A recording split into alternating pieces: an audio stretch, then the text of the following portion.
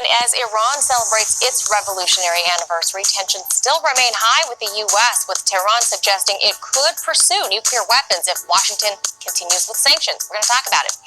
And remember, you keep up with all the latest news and catch up with anything you might have missed by downloading the Portable TV app, so you can watch us whenever you want. We will be right back.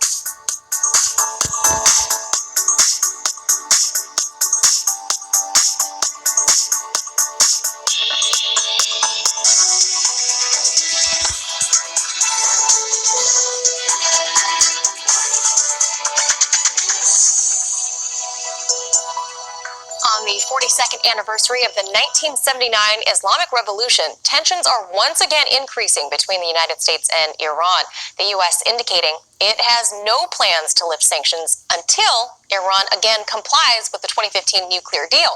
Iran is now saying if the U.S. doesn't make the first move, it could turn back on its promise to never create a nuclear weapon. RT's Rachel Blevins is joining us to discuss this debacle here. So Rachel, why is Iran now suggesting that they're going to change their policy?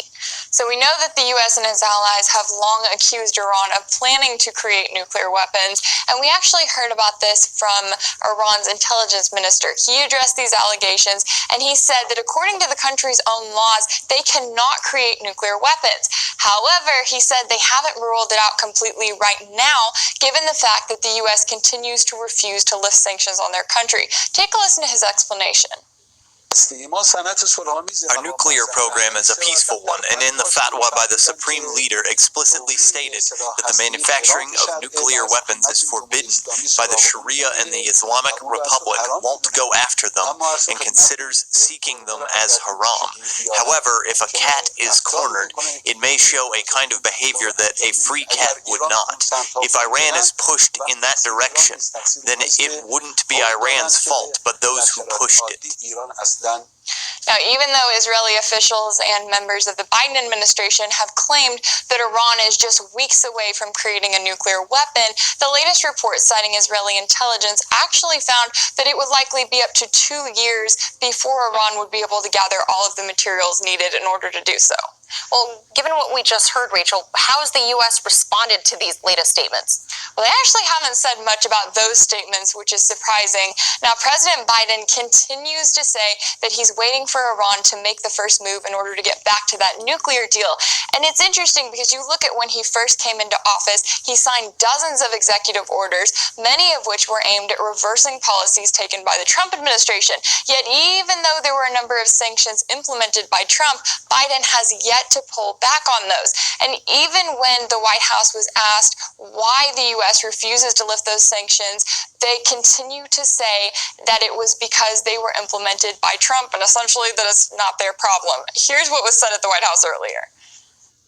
Here's an honest way to make yourself $1,220 or actions of the former administration, as you know, and President Biden, of course, was a part of an administration that were advocating for the plan to be put together to begin with. But I think his position, the position of our national security team, and the position that he's been in discussion with our partners about, or I should say conveying to our partners, is that it's really up to Iran to come back into full compliance. Now, that statement that you heard there is what we continue to hear from the Biden administration, and they have yet to update it as of today. Yeah, it doesn't make a lot of sense when you're taking executive action to overturn the previous administration. Yeah, that's a whole other argument. But what about the timing of all of this, Rachel? I mean, is that playing a role in this tit-for-tat back and forth we're seeing? So today is an incredibly important day for Iran specifically because it marks 42 years since they overthrew the brutal, oppressive dictator who was actually installed by the CIA in a military coup back in 1953. Now, normally on a day like today, on this anniversary, you would see parades throughout the country. Now, because of everything going on right now, we're actually seeing motorcades with thousands of people taking part because Iran has been hit really heavily by the coronavirus coronavirus pandemic.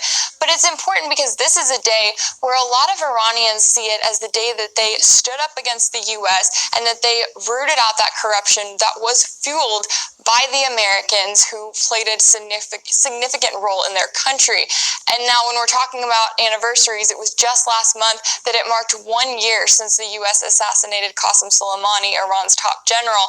And there were a lot of concerns that maybe they would try to retaliate against U.S. troops in the Middle East. We didn't see that at the time, but it seems like Iran has continued to try to be patient, waiting to see what the new administration was going to do.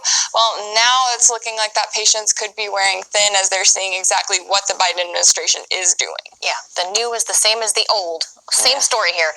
Rachel Blevins, thank you for that update. Thank you.